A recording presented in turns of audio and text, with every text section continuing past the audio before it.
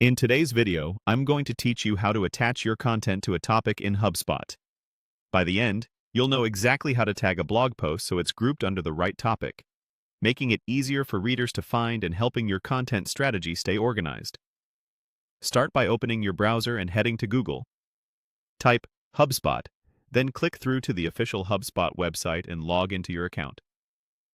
Use your regular login method, and if you have multiple accounts or workspaces, make sure you're in the right one before you continue. Once you're in, move your mouse over the main navigation and look for the section labeled Content. From there, select Blog. This takes you to HubSpot's blogging area, where you can manage everything related to your posts. Next, choose the blog you want to work on. If you manage more than one blog, pick the one that contains the content you're updating. This ensures the tags you add apply to the correct set of posts and the right audience.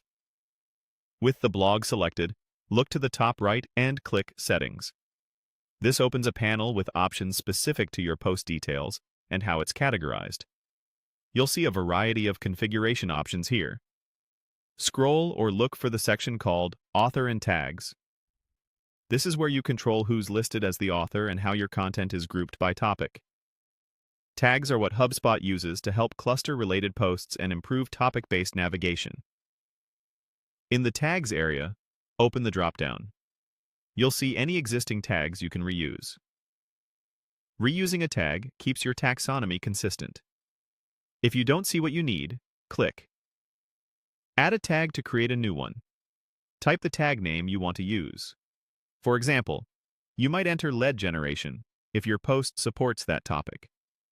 Keep your naming consistent.